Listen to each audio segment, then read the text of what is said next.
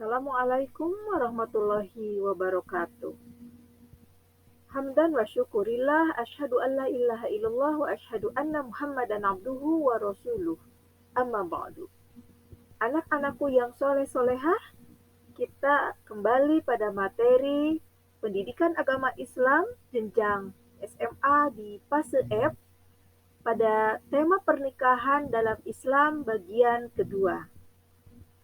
Anak-anakku sekalian, pada pembelajaran kali ini diharapkan kalian mampu memahami tujuan pernikahan. Yang kedua, diharapkan kalian meyakini kebenaran ketentuan pernikahan dalam Islam. Yang ketiga, memahami hal-hal yang berhubungan dengan pernikahan dalam Islam. Yang keempat, menyimpulkan hikmah pernikahan dalam Islam. Baiklah, sebelum pembelajaran, marilah kita berdoa terlebih dahulu. Rabbi zidni ilman warzuqni fahman birahmatika ya arhamar rahimin. Anak-anakku yang soleh-solehah, apakah tujuan pernikahan itu? Antara lain, pertama, untuk memperoleh kebahagiaan dan ketenangan hidup, atau dalam bahasa agama kita disebut sakinah. Yang kedua, untuk membina rasa cinta dan kasih sayang. Tujuan pernikahan yang ketiga adalah untuk memenuhi kebutuhan biologis yang syah dan diridhoi oleh Allah Subhanahu wa taala. Keempat, melaksanakan perintah Allah Subhanahu wa taala dan Rasul-Nya. Yang kelima, untuk memperoleh keturunan yang sah. Dalam memilih pasangan dalam pernikahan, Rasulullah Shallallahu Alaihi Wasallam dalam hadisnya diriwayatkan oleh Al-Bukhari an Abi Hurairah radhiyallahu anhu anin Nabiyyi Shallallahu Alaihi Wasallam qala tunkahul mar'atu li arba'in limaliha walihasabiha wa jamaliha walidiniha fatfar bidzatid din tarbit badak, yang artinya dari Abu Hurairah radhiyallahu anhu dari Nabi Shallallahu Alaihi Wasallam, beliau bersabda, wanita itu dinikahi karena 4 hal, karena hartanya, karena keturunannya, karena kecantikannya, dan karena agamanya. Maka pilihlah karena agamanya, niscaya kamu akan beruntung. Anak-anakku sekalian, selanjutnya, kita akan membahas tentang hak dan kewajiban suami istri. Kewajiban suami kepada istri antara lain dipandu dalam Al-Quran. Yang pertama, memberi tempat tinggal yang layak kepada istri sesuai dengan kemampuan. Terdapat pada Quran surat At-Tolak, surat 65 ayat ke-6. Yang kedua, kewajiban suami kepada istri adalah memberi nafkah menurut kemampuan suami. Terdapat pada At-Tolak ayat ke-7. Selanjutnya, suami harus berinteraksi dengan istri secara ma'ruf atau baik, yaitu dengan cara yang baik dan penuh kasih sayang, saling menghargai dan memahami kondisi istri. Yang keempat, menjadi pemimpin keluarga dengan cara membimbing, mengarahkan, mendidik, memelihara seluruh anggota keluarga dengan penuh tanggung jawab. Yang kelima, membantu istri dalam melaksanakan tugas sehari-hari, terutama dalam merawat, memelihara, dan mendidik putra-putrinya agar menjadi anak yang soleh dan solehah. Ini terdapat pada Quran surat At-Tahrim, surat ke-66, ayat ke-6. Selanjutnya, apa saja yang menjadi kewajiban istri terhadap suaminya? Yang pertama adalah patuh dan taat kepada suami sesuai dengan ajaran agama Islam. Apabila suami memerintahkan untuk melakukan hal yang bertentangan dengan ajaran agama Islam, maka istri tidak wajib ditaati. Yang kedua, memelihara dan menjaga kehormatan diri sebagai seorang istri dan keluarga serta harta benda suami. baik suami berada di rumah atau di luar rumah. Yang ketiga, kewajiban istri kepada suaminya adalah mengelola rumah tangga dengan baik, sesuai dengan tugas dan fungsi sebagai istri.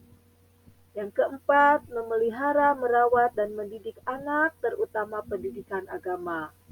Allah Subhanahu wa Ta'ala berfirman, yang artinya, "Hai orang-orang yang beriman, peliharalah dirimu dan keluargamu dari api neraka."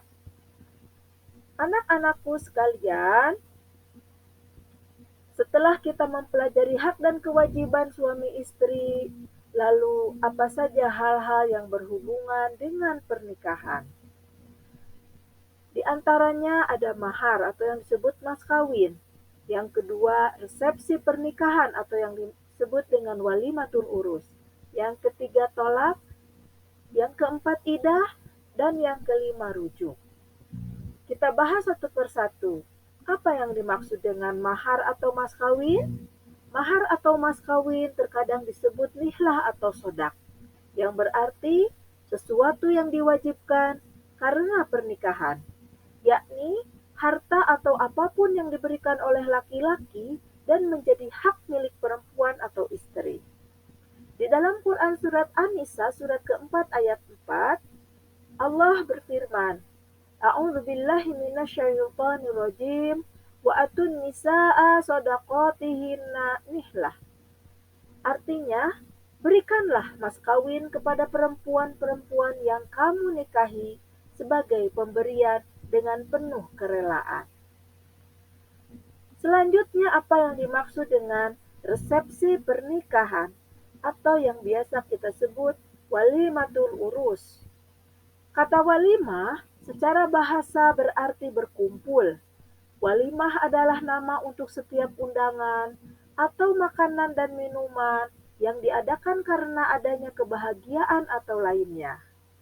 Tujuan dari walimah adalah untuk mengumumkan pernikahan dan sebagai bentuk syukur atas kebahagiaan yang diperoleh dengan cara berbagi dengan sesama.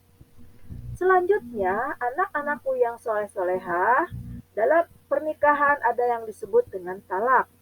Talak dari segi bahasa artinya melepaskan ikatan atau melepaskan ikatan pernikahan. Ada dua macam talak, yaitu talak roj'i dan talak ba'in. Talak roj'i, talak yang dijatuhkan oleh suami kepada istrinya tanpa didahului oleh talak sebelumnya, atau yang disebut dengan talak pertama atau pernah diucapkan satu kali talak sebelumnya di talak kedua. Pada saat talak roj'i, suami masih diperbolehkan untuk rujuk dengan istri baik pada masa idah maupun di luar masa idah. Namun, apabila rujuk dilakukan di luar masa idah, harus melakukan akad nikah yang baru. Yang kedua adalah talak ba'in. Talak ba'in terbagi dua, ada talak ba'in sugro, ada talak ba'in kubro. Talak ba'in sugro ialah talak yang dijatuhkan oleh suami atas permintaan sang istri. Dalam talak ini berlaku ketentuan seorang suami tidak boleh meminta rujuk walaupun masih dalam masa idah. Suami hanya boleh rujuk ketika sudah selesai masa idahnya dengan akad yang baru.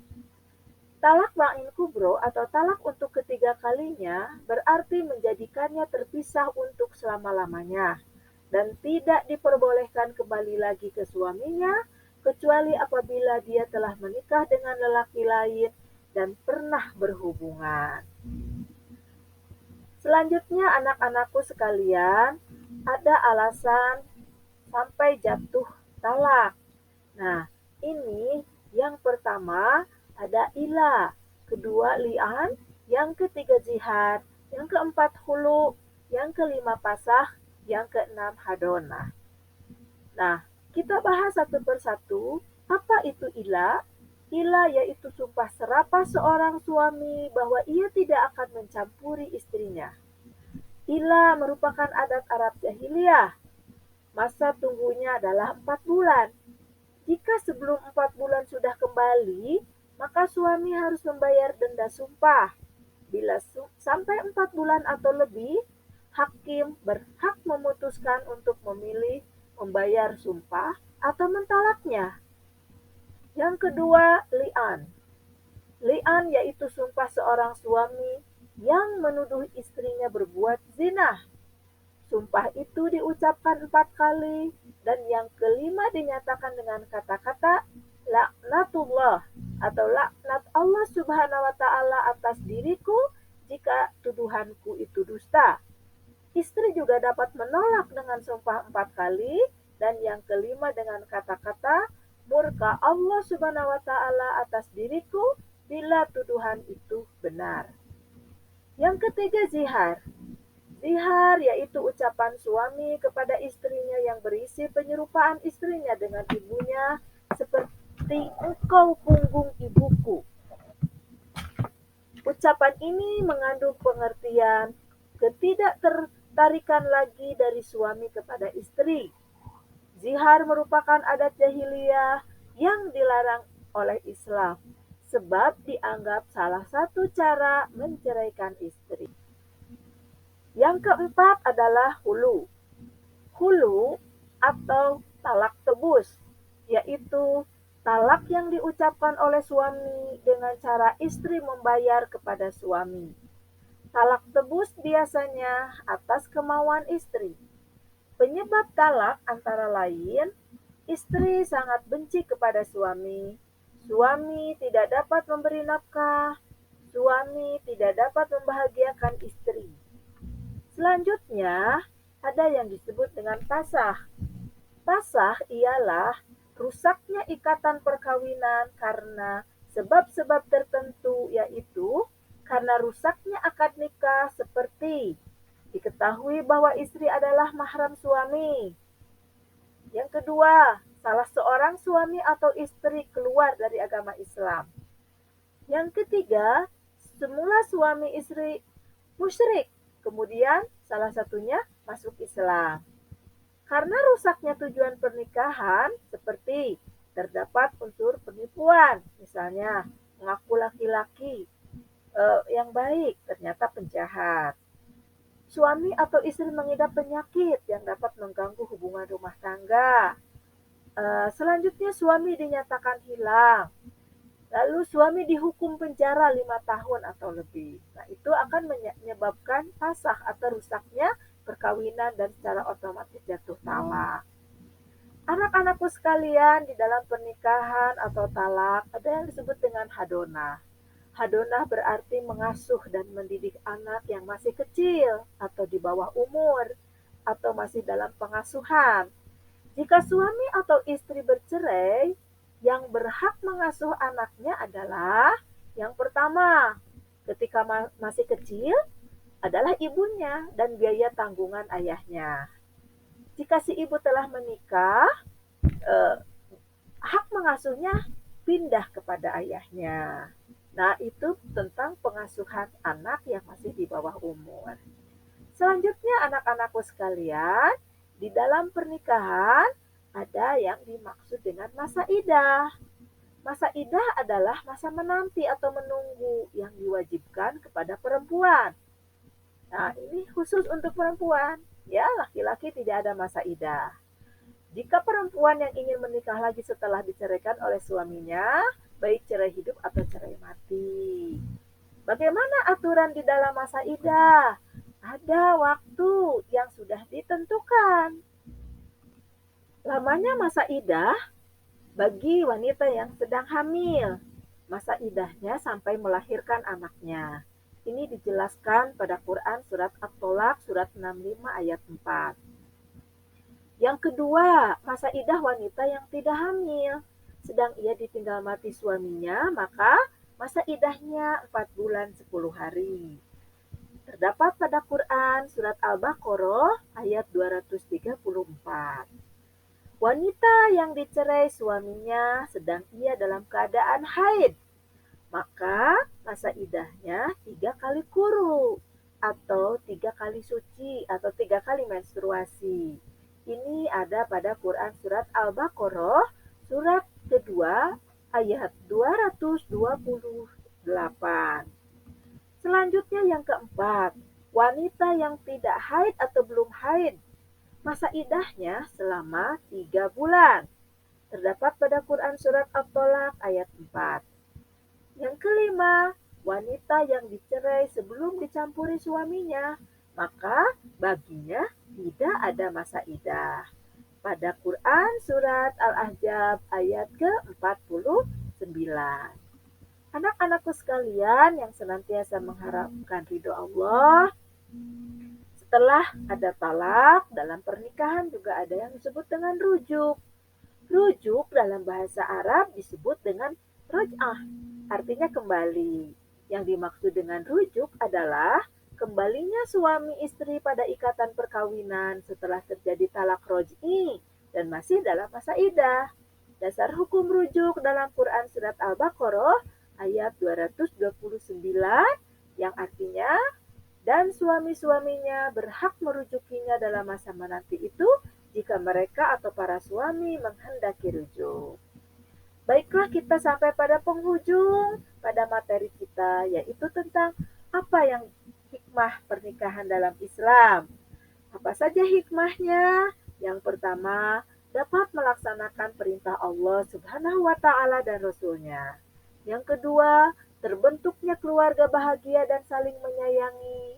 Yang ketiga, terjalinnya hubungan yang diridhoi oleh Allah Subhanahu wa Ta'ala antara laki-laki dan perempuan. Yang kelima, mendapatkan generasi penerus yang syah. Selanjutnya, mendatangkan pahala dan menjauhkan diri dari dosa besar yaitu zina. Terjalinnya tali silaturahmi antar keluarga dari pihak istri dan suami. Lalu terakhir, membukakan pintu rezeki dari Allah Subhanahu wa Ta'ala. Mungkin itu saja yang bisa Ibu sampaikan pada bab pernikahan dalam Islam bagian kedua ini. Semoga kita senantiasa mendapatkan inayah, bimbingan, petunjuk di dalam menapaki hidup ini. Mudah-mudahan kita semua, langkah kita diridhoi oleh Allah Subhanahu wa Ta'ala. Mohon maaf kalau ada salah kata. Ibu tutup dengan subhanakallahumma rabbana wa bihamdika asyhadu alla ilaha illa anta astaghfiruka wa atubu ilaik. Wassalamualaikum warahmatullahi wabarakatuh.